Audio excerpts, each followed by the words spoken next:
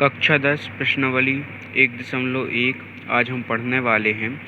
मेरे पास अभी पुरानी किताब है, इसलिए इसमें 1.2 बता रहा है, परंतु अगर आपके पास नई किताब होगी तो उसमें 1.1 ही बताएगा। लाइक कर देना आप लोग।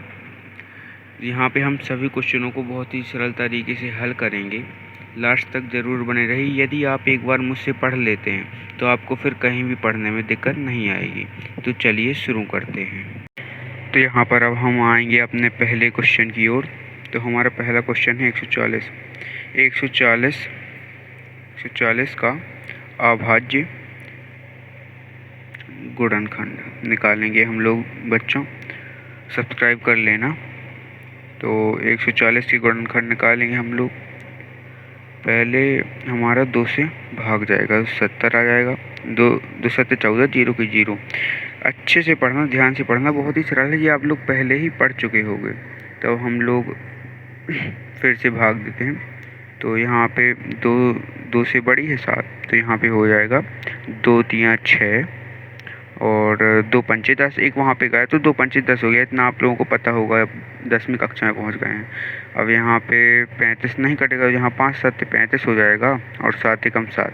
तो यहाँ पर हमारे गुणनखंड बन जाएंगे 140 की गुणनखंड बने 2 गुणे 2 गुणे 5 गुणे 7। ये हमारे गुणनखंड बनाएंगे और ये हमारा बिल्कुल सही आंसर हो जाएगा। अगर आप ऐसे भी करके आते हो तो आपका आंसर बिल्कुल सही माना जाए, कोई भी गलत नहीं कर सकता। अब हम अपने आएंगे दूसरे क्वेश्चन की तरफ। 156। अब इसको हम बहुत ही सरल तरीके से हल करेंगे। 2 7 14 और 2 8 16 हो जाएगा यहाँ पे। ये फिर से 2 से 2 3 6 हो जाएगा और 2 9 18 39 और 3 से कटेगा 3 एकम 3 3 4 9 और 13 की 13। अब ये हमारे फिर से ये गुणनखंड बहुत ही सरल विधि है, ये आप लोग एक बार में ही लगा सकते हो। तो अब इसके गुणनखंड बन जाएंगे 2 गुणे 2 गुणे 3 और गुणे 13। ये भी आपका बिल्कुल आंसर हो जाएगा। एक अपन लोग लगा भी सकते हैं, नहीं भी लगा सकते, उसका कोई अर्थ नहीं है, लेकिन ऐसे अच्छा लगेगा। अब हम आते हैं अपने अगले क्वेश्चन की तरफ। हमारा अगला क्वेश्चन है 3825। अब इसको फिर से हल करेंगे। तो सबसे पहले ये हमारा जाएगा, तो ठीक है, अब इन सबको जोड़ के देखते हैं। और ये 3 से कटता है कि नहीं? हाँ, कट जाएगा। 3 से काटते हैं। 3 एकम 3 हो जाएगा। 3 दूनी 6, 3 7 21 और 5 15। फिर से अब 3 ही से कटेगा, इनको जोड़ने में 3 आ रहा है। 3 चौको 12 आ जाएगा। 3 दूनी 6 और 3 5 15, 425 आ जाएगा। अब यहाँ पे लास्ट में 25, तो ये 5 से कटेगा। लास्ट में 5 है, तो ऐसी संख्या अक्सर 5 से ही कटती हैं। वो देख, तो ये कटेगा 5 से हमारा। तो 8 5 40 और 5 25 85 आ जाएगा। यहाँ पे हमारे 85 आ जाएगा। यहाँ फिर से 5 से करिएगा, तो यहाँ 5 एकम 5 और 5 7 35। यहाँ पे आप 17 आ जाएगा। 17 एकम 17। ये हमारा गुणनखंड निकल गए। अब इनको गुणनखंड लिख लेंगे 3825 के 3 गुणे 3 गुणे 5 गुणे 5 गुणे 17। ये हमारा बिल्कुल सही आंसर हो जाएगा। लाइक सब्सक्राइब कर लेना। अब हम आते हैं अपने अगले क्वेश्चन की तरफ। तो हमारा अगला क्वेश्चन है 5005। ये बहुत ही इम्पोर्टेंट क्वेश्चन है। ये अक्सर MP बोर्ड UP बोर्ड में पूछा जाता है, तो इसे वेरी मोस्ट पे टिक लगा लें। 5 एकम 5 0 0 5 एकम 5 हो जाएगा। फिर से अब ये कटेगा हमारा 7 से, तो 7 एकम 7 हो जाएगा। 3 बचे, 7 5 7 3 7 चौको 28 और यहाँ पे आ जाएगा 7 3 21 143 आ जाएगा। और अब यहाँ पे हमारा आया 11 11 एकम 11 3 बाई 3 आएगा। यहाँ पे 13 आ गया। अब यहाँ से 13 एकम 13। अब 5 4 5 के गुणनखंड हो जाएंगे हमारे 5 गुणे 7 गुणे 11 गुणे 13। ये हमारा बहुत ही इम्पोर्टेंट क्वेश्चन है, इसको इम्पोर्टेंट कर लेना है। बहुत ही सरलता से आंसर आ गया। हम आते हैं अपने अगले क्वेश्चन की तरफ, 6वें क्वेश्चन की तरफ, 5वें 7429। ये मोस्ट है, लेकिन उतना ज़्यादा पूछा नहीं जाता, लेकिन मोस्ट लगा लेना, शायद आ जाए। तो यहाँ पे हम लोग अपना क्वेश्चन लिखते हैं। ये सबसे पहले जाएगा हमारा 17 से। तो 17 यहाँ पे आ जाएगा हमारा 4 और 2 मिनट रुकना दोस्तों। 4 आप लोग लाइक सब्सक्राइब कर लो तब तक। मैं 4 3 एंड तो आप इसको 17 से भाग दे देंगे 437 आ जाएगा। फिर इसका भाग जाएगा हमारा 19 से, तो 19 से भाग जाएगा तो यहाँ पर आ जाएगा 23। 19 से भाग दो 23 का 23। अब इसकी गुणनफल निकल आएंगे हमारे 17 गुणे 19 गुणे 23। ये भी बहुत ही आसानी से हमारा हल हो गया। ऐसे ही देखते रहिए, लास्ट तक बने रहिए। आपको कोई भी दिक्कत आए तो आप दोबारा एक बार और देख सकते हैं। अब ये हमारा क्वेश्चन पूरा हुआ। अब हम आते हैं अपने अगले क्वेश्चन की ओर। तो हम आते हैं अपने अगले क्वेश्चन की तरफ।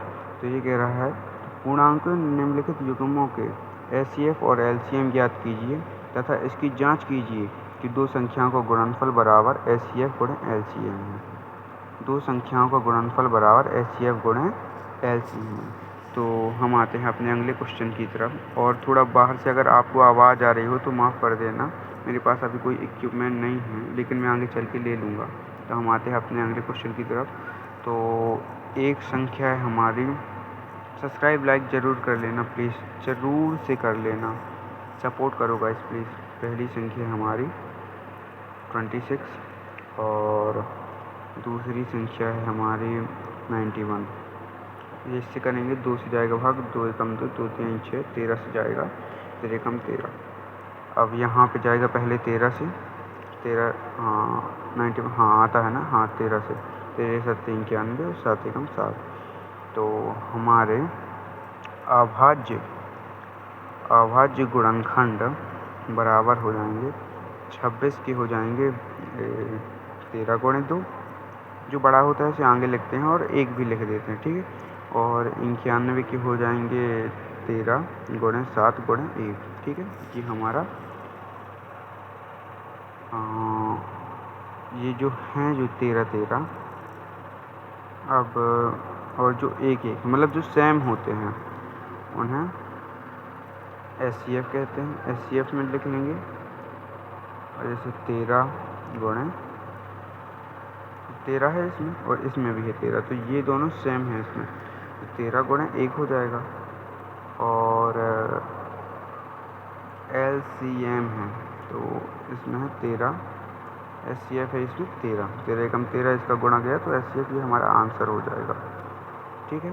ये और एलसीएम बराबर हो जाएगा हमारा, जो ये बचा है हमारा एलसीएम, रुक जाओ थोड़ा फिक्स कर लूँ, वो सॉरी चला गया था थोड़े। ये हो जाएगा हमारा 13 गुणे, जो मतलब एक जैसे होते हैं उन्हें एक ही बार लिखते हैं, है ना। तो एलसीएम है तो 13 गुणे 2 गुणे 7, बस, और इनको कर देंगे 13 7 दूनी 14, 13 गुणे 14 हो जाएगा हमारा। हो जाओ करता हूँ, सॉरी वो थोड़ी दिक्कत हो रही है, अभी मेरी फर्स्ट वीडियो है तो मेरे से भी उतना अच्छा नहीं आता है। 182 कैलकुलेटर से कर रहा हूँ, सॉरी गाइस। आंसर हो जाएगा ये हमारे बहुत ही सरल तरीके से, ठीक है। अब हमको जहाँ जांच करनी थी, तो जांच करनी थी दोनों का गुणा करना था, ठीक है। एचसीएफ और एलसीएम का जैसा कि हमको क्वेश्चन में बताया गया था, एलसीएम गुणे एचसीएफ। तो यहाँ पे हमें एचसीएफ दिया गया है 26 गुणे 91 और एलसीएम इसका निकला है 182, एचसीएफ निकला है इसका 13। तो इनका हम गुणा करते हैं, बराबर आना चाहिए, ठीक है। तो ये हो जाएगा हमारा क्या होगा, रुक जाओ कैलकुलेट 2 3 6 6, ठीक है। और ये भी सेम ही आएगा, जो इसमें आएगा वही इसमें आएगा, ये आंसर हो जाएगा हमारा बिल्कुल सही आंसर। बहुत ही सरल तरीके से, प्लीज़ सब्सक्राइब कर लीजिए प्लीज़। ये हमारा आंसर हो गया, ठीक है।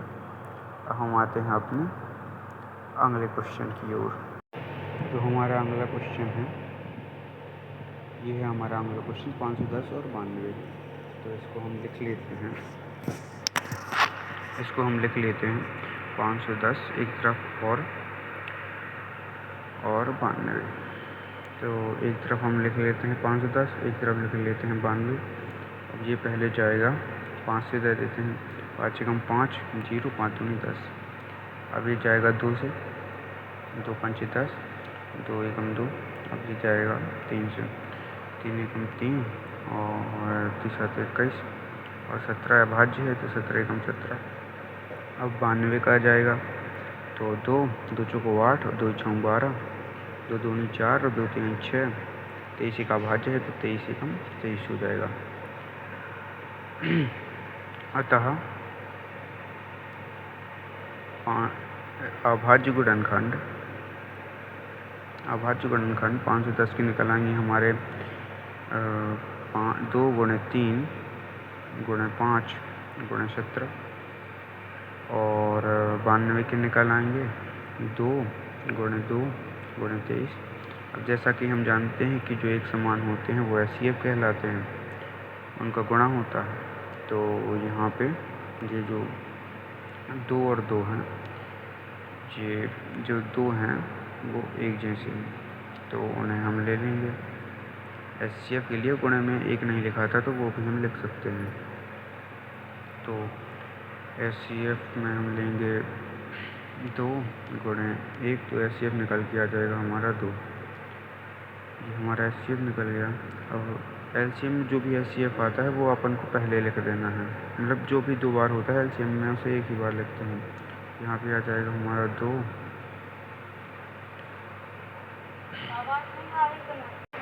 2 लिख देंगे, गुणे में जो भी बचा वो 2 गुणे 23 गुणे 17 गुणे 5 और गुणे 3 हमने लिख लिया। हमारा एलसीएम निकल आया। अब 2 दूनी 4 हो जाएगा गुणे 23 गुणे 5 15 हो जाएगा, 17 गुणे 15। अब इनका हम गुणा कर लेंगे। तो इनका गुणा करने पर हम लाइक सब्सक्राइब कर लेना प्लीज़ दोस्तों, बहुत ही मेहनत लगती है ऐसी वीडियो बनाने के लिए। तो इनका पहले इनका कर लेते हैं। तो 4 का 23 में हम गुणा करेंगे तो हमारा आ जाएगा 4 3 12 की 2 सिलाई 1 और 4 दूनी 8 9 गुणे इसका करेंगे 17 गुणे 15। अब इनका हम गुणा करेंगे तो हमारा आएगा 2 3 4 6 0। तो ये हमारा निकल आएगा एलसीएम। और जैसा कि हम जानते हैं कि क्वेश्चन में बताया गया है कि एलसीएम और एचसीएफ का गुणनखंड होता है, तो हमको इनका गुणा करना होगा। तो चलिए करते हैं फिर गुणा हम लोग। और देखिए ऐसा आपको कोई नहीं पढ़ाएगा पूरे यूट्यूब में, तो सब्सक्राइब कर लीजिए। मैं आपको पूरी 10th की मैथ कंप्लीट करवा दूंगा बहुत ही सरल तरीके से। हम जांच करते हैं प्रश्न अनुसार। प्रथम इंटू द्वितीय संख्या इक्वल टू एचसीएफ गुना एलसीएम। तो प्रथम क्या थी हमारी 510 और दूसरी क्या थी हमारी 92 और ये निकल के क्या आई थी एचसीएफ निकल के आया था 2 और ये निकल के आया 2 3 4 6 0। ठीक है, अगर आपको कुछ तकलीफ़ हो रही हो तो माफ़ कर देना, और बाहर से अगर कोई आवाज़ आ रही हो तो वो मेरा भी फर्स्ट वीडियो है ना। तो ये इसका गुणा करेंगे तो आ जाएगा 46920 और ये आ जाएगा अपना 46920। जो इस तरफ आएगा वही इस तरफ आएगा, बिल्कुल निश्चित है। और यही हमारा बिल्कुल सही आंसर हो जाएगा बहुत ही सरल तरीके से। ऐसा आपको कोई नहीं पढ़ाएगा। अब हम आते हैं अपने अगले क्वेश्चन की तरफ। तो हमारा अगला क्वेश्चन है 336 और 54। तो पहले हम लिख लेते हैं 336 और एक तरफ लिख लेते हैं 54।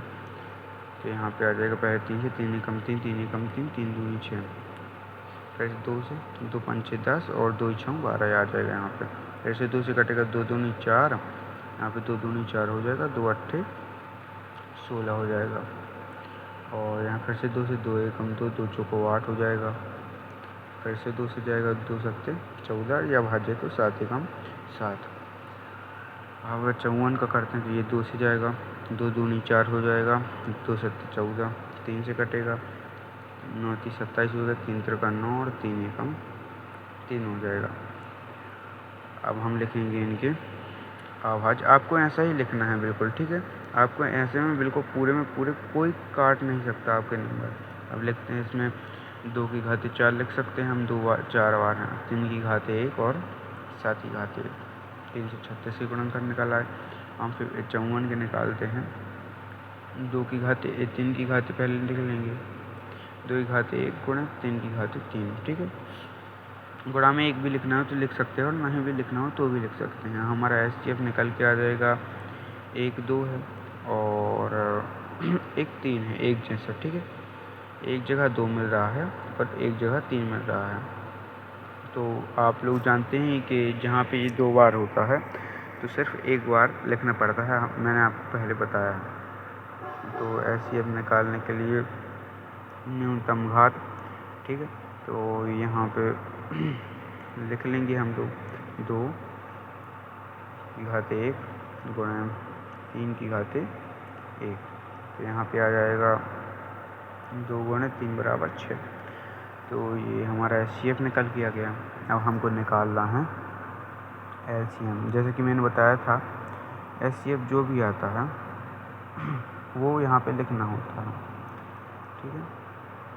यहाँ पे लिखना है अधिक घात।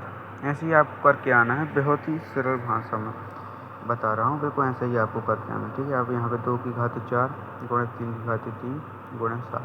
2 की घाते 4 कितना होता है, 2 की घाते 4 होता है 2 2 4 6 16, 2 8 16, ठीक है। 2 2 4 2 8 2 16 और 3 त्रिका 9 30 27 और यहाँ पे आ जाएगा 7, ठीक है। अब यहाँ पे हमारा हो जाएगा 16 गुणा 27 गुणा 7 हो जाएगा। तो यहाँ पे हमको करना है 30, ये हमारा आ जाएगा 3024, ये हमारा आंसर आएगा। अब जैसा कि हम जानते हैं प्रश्नानुसार प्रश्नों में SCF और LCM का गुणा का होना होता है, तो हमको जांच करनी होगी।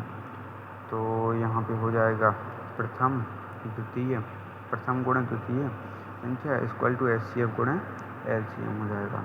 तो प्रथम संख्या क्या थी हमारी 336, द्वितीय संख्या क्या थी हमारी 54 और SCF निकल के आया था हमारा 6 और ये निकल के आया था हमारा 3024।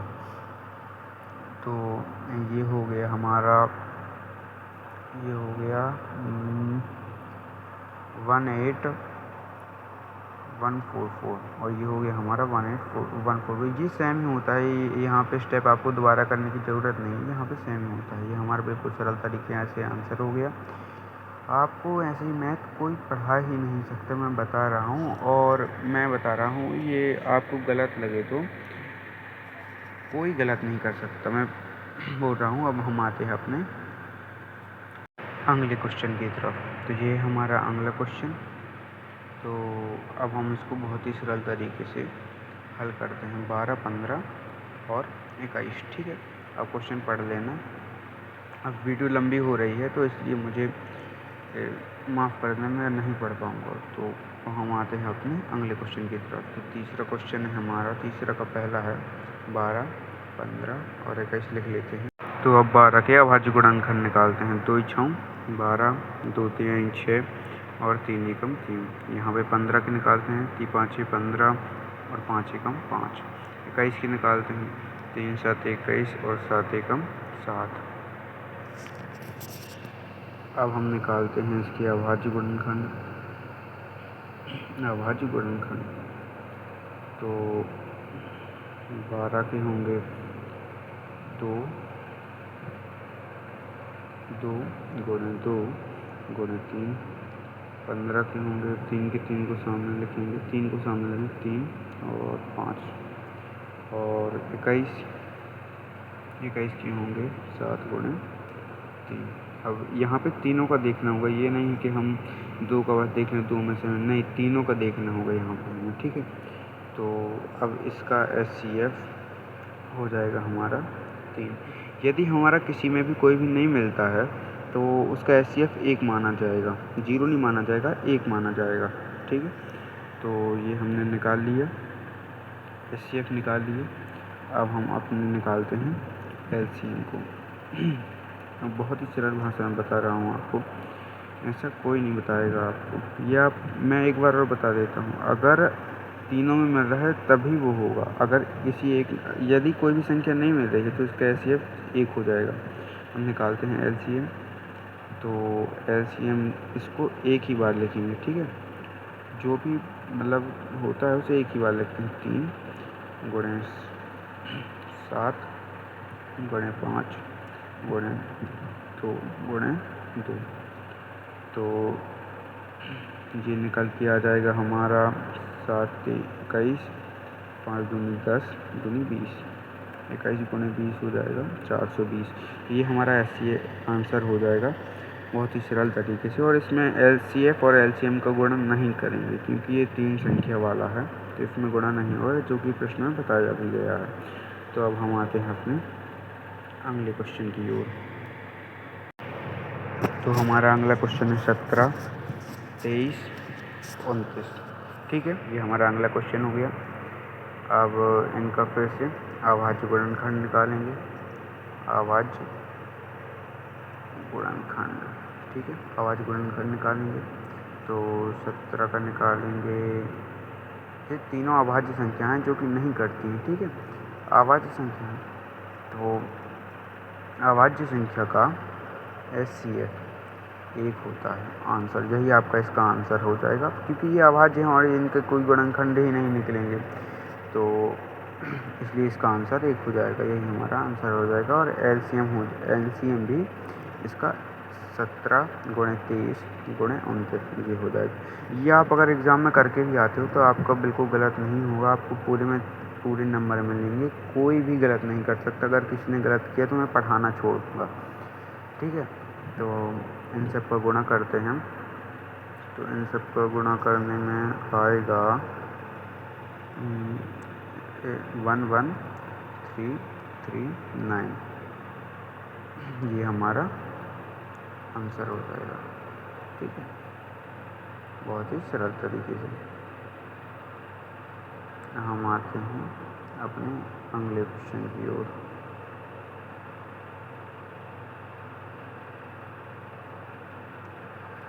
तो हमारा अगला क्वेश्चन क्या है? तो हमारा अगला क्वेश्चन है 8, 9, 25। तो 8 के अभाज्य गुणनखंड 2 चौको 8 और 2 दूनी 4, 2 एकम 2। 9 के निकालते हैं, 3 त्रिका 9, 3 एकम 3, 5 25 के निकालते हैं, 5 एकम 25 और 5 एकम 5। तो अब इसके अभाज्य गुणनखंड निकालते हैं। तो इसके अभाज्य गुणनखंड हो जाएंगे, सब्सक्राइब कर लेना प्लीज़। 8 का हो जाएगा 2 गुणे 2 गुणे 2। 9 के हो जाएंगे 3 गुणे 3। 25 के हो जाएंगे 5 गुणे 5। तो ये हमारे गुणनखंड निकाला है। तो एचसीएफ हो जाएगा, चूँकि तीनों में नहीं मिल रहा है, जैसे कि मैंने पहले आपको बताया है, अगर तीनों में नहीं मिलता है तो उसका एचसीएफ 1 माना जाता है। तो इसका भी एचसीएफ हो जाएगा 1। ठीक है, तो एचसीएफ निकाला है इसका। अब हम निकालते हैं इसका एलसीएम। तो इसका, अगर आवाज़ में आपको कुछ प्रॉब्लम हो रही है तो माफ़ कर देना। ठीक है, आवाज़ में मेरे को माफ़ कर देना, क्योंकि 1 इसलिए होता है क्योंकि गुणा में 1 होता ही है, ले सकते हैं, तो उसको 1 माना जाता है। एलसीएम में हमारे पास हो जाएगा 1 लिख लेंगे हम। अब ये 1 क्या ही लिखेंगे ये बताइए?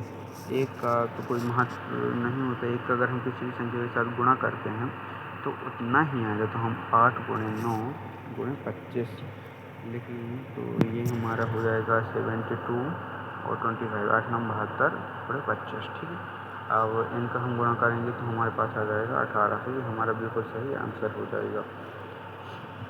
बहुत ही सरल तरीके से। आप लोग सब्सक्राइब करना मत भूलना, सब्सक्राइब करना। अगर आप मेरे साथ जुड़े रहते हैं तो मैं आपकी पूरी 10th कंप्लीट करा दूंगा, आपको कहीं भी प्रॉब्लम नहीं आएगी। अब हम आते हैं अपने अगले क्वेश्चन चौथे की ओर। ठीक है, तो ये है हमारा अगला क्वेश्चन। ये कह रहा है, तो लिखते हैं दिया है, पहले ऐसे ही लिखना, आप बिल्कुल अच्छे से दिया है, आपको पूरे में पूरे नंबर मिलेंगे। प्रश्न संख्या 306, द्वितीय प्रश्न संख्या है 306 और द्वितीय संख्या है 657, और इसका HCF है 9 दिया हुआ है ये सब, और LCM है, LCM ज्ञात करना है। ठीक है, तो हम जानते हैं कि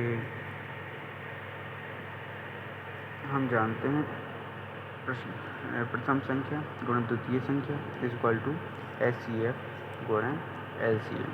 ठीक है, तो इसकी प्रथम संख्या है 306, द्वितीय संख्या है 657, और HCF है 9 और LCM हमको ज्ञात करना है।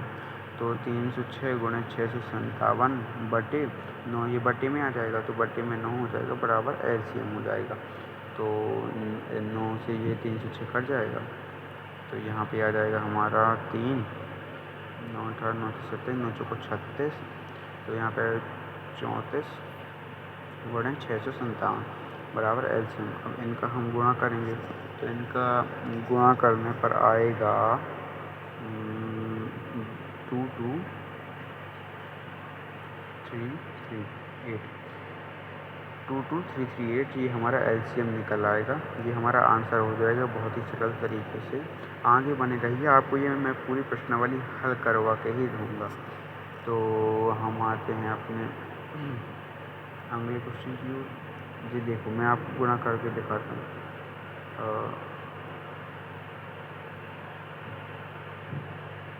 यहाँ पे आप बहुत ही सरल तरीके से, आप अगर ऐसा भी लगा के आते हैं, आपको लोग कोई गलत नहीं कह सकता, बिल्कुल सही तरीका है, कोई भी गलत नहीं कर सकता। हम आते हैं अपने अगले क्वेश्चन की ओर।